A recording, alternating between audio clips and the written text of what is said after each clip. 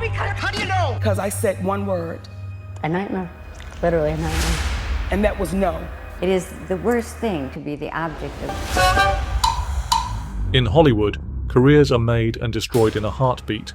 From a controversial tweet to an unpopular opinion, the industry often sidelines those who break its unwritten rules.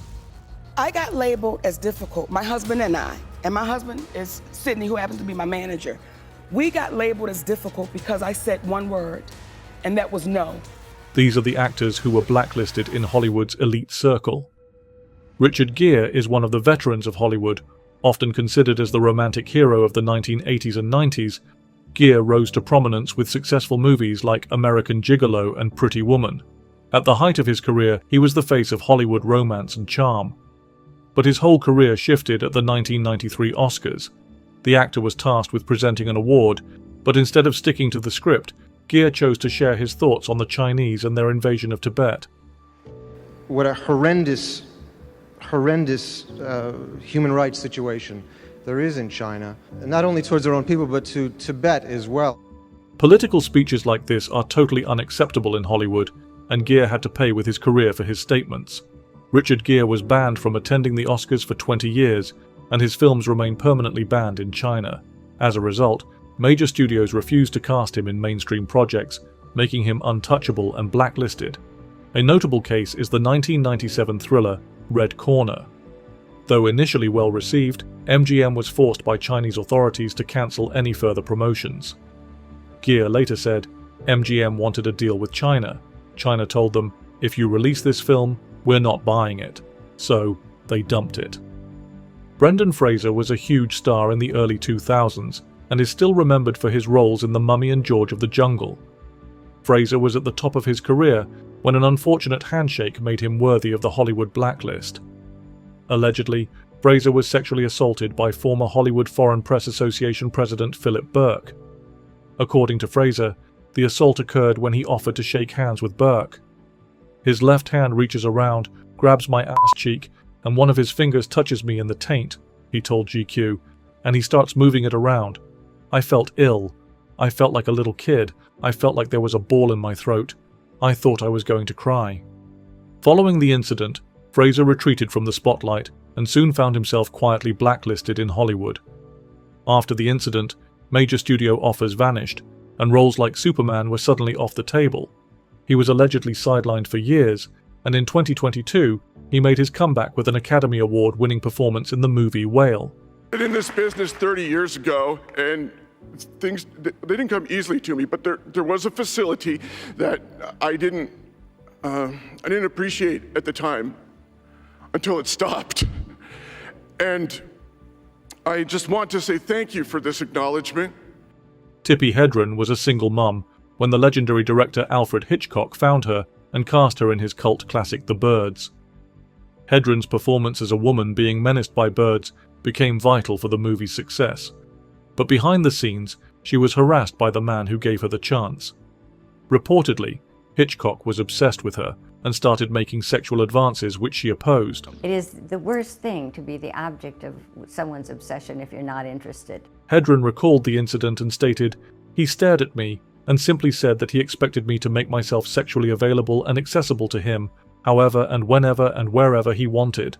Hedren stood firm and discouraged his deviant advances, which led to threats and her eventual blacklisting from the industry. "He told me he'd ruin my career. I said, do what you have to do. I don't care. I'm out." Reportedly, Hitchcock kept her on the payroll without employing her for 7 years and turned down any film offers from other studios. But eventually, Tippi Hedren was able to restore her career, and her legacy is now carried by her daughter Melanie Griffith and her granddaughter Dakota Johnson, who are both prominent actresses. Jim Caviezel was one of the bankable stars in Hollywood in the early 2000s. Caviezel made his mark by delivering a standout performance as Edmond Dantes in The Count of Monte Cristo, but his career changed after taking up the role of Jesus Christ in the movie Passion of the Christ in 2004. Mel Gibson, who directed the movie, offered him the role and later warned him by saying, "If you do this movie, you may never work in this town again," to which he replied, I said, "Look, man, we're all called to carry our own cross. If you don't pick up and carry your cross, you will be crushed by the weight of it. The Passion of the Christ was a massive box office success, grossing over $600 million worldwide. However, it faced significant criticism for its alleged anti-Semitic views and graphic portrayal of violence. Since then, roles for Cuviezel have been hard to come by, and he was allegedly blacklisted in Hollywood. However, he showed no regret in his decisions and stated, "Jesus is as controversial now as he has ever been. Not much has changed in 2,000 years." The actor has always been vocal about his religious beliefs and his conservative political stances, which were not appreciated in the liberal-dominated industry, further distancing him from major studios. Monique Angela Hicks, aka Monique, is one of the famous comedians and actresses in Hollywood. She was critically acclaimed for her role in the movie Precious, for which she got an Oscar for Best Supporting Actress. But she was allegedly blackballed from Hollywood and was labelled difficult to work with as she refused to participate in the film's promotional campaign. According to Monique, We got labeled as difficult because I said one word, and that was no. Now, I said no to some very powerful people. I said no to Oprah Winfrey. I said no to Tyler Perry. I said no to Lee Daniels. And I said no to Lionsgate. And the difficulty came in. Furthermore, her acceptance speech at the Oscars also drew criticism and didn't sit well with many people. First, I would like to thank the Academy for showing that it can be about the performance and not the politics. Monique claimed she lost the lead role in the movie The Butler, a claim later confirmed by director Lee Daniels, who acknowledged her blacklisting in a response to The Hollywood Reporter stating, "Monique's demands during Precious were not always in line with the campaign. This soured her relationship with the Hollywood community," said Daniels. "I consider her a friend. I have, and will always think of her for parts that we can collaborate on. However, the consensus among the creative teams and powers thus far were to go another way with these roles." Rose McGowan is now more widely recognized for her activism than for her breakout roles in the WB series Charmed and the horror classic Scream, but her career took a nosedive as Harvey Weinstein had her blacklisted from Hollywood as she went public with her rape allegations against him. She faced significant backlash as Weinstein denied the allegations and insisted the encounter was consensual. She said, "A nightmare, literally a nightmare, and you will never be the same." But it was consensual, right? I don't know about you, but when you've had consensual sex, you don't really fill up with tears afterwards. Later, director Robert Rodriguez tried to get McGowan off the blacklist by offering her a part in his movie Grindhouse. Even though the film received great reviews from critics, it ended up failing at the box office after Weinstein had it allegedly buried. Reacting to this, McGowan stated, "It seemed like every creep in Hollywood knew about my most vulnerable and violated moments, and I was the one who was punished for it." Rose McGowan was one of the first to bravely speak out against Harvey Weinstein, who is now serving a 16-year sentence in prison for rape and sexual assault. She remains a vocal critic of the entertainment industry and its long-standing mistreatment of women. Winona Ryder began her acting career at 15 and spent her adolescence on movie sets. Her breakout role came in the 1988 cult classic Beetlejuice as Lydia Dietz. By the late 90s, Winona Ryder was a well-established actress, and her 4-year relationship with Johnny Depp was also highly publicized and celebrated by the media. However, in 2001, Winona found herself in the middle of the media spotlight for a very unusual reason. Winona was caught shoplifting nearly $6,000 worth of designer clothes from a Beverly Hills department store. The store's footage and ensuing trial made her so infamous and pushed her out of the Hollywood spotlight and onto the blacklist. She later admitted struggling with painkiller addiction and mental health issues, which contributed to the kleptomaniac episode.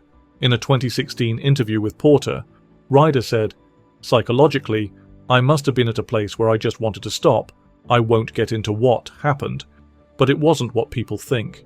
And it wasn't like the crime of the century, but it allowed me time that I really needed, where I went back to San Francisco and got back into things.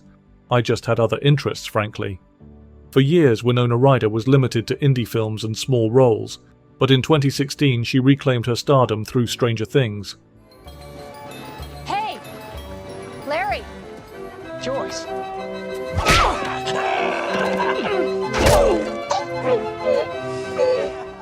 James Woods is one of Hollywood's most well-established character actors, with multiple Emmy Awards and a Golden Globe to his name. He started his career in the 1960s, and his portrayal of Gregory Powell in the film The Onion Field remains one of his most praised performances.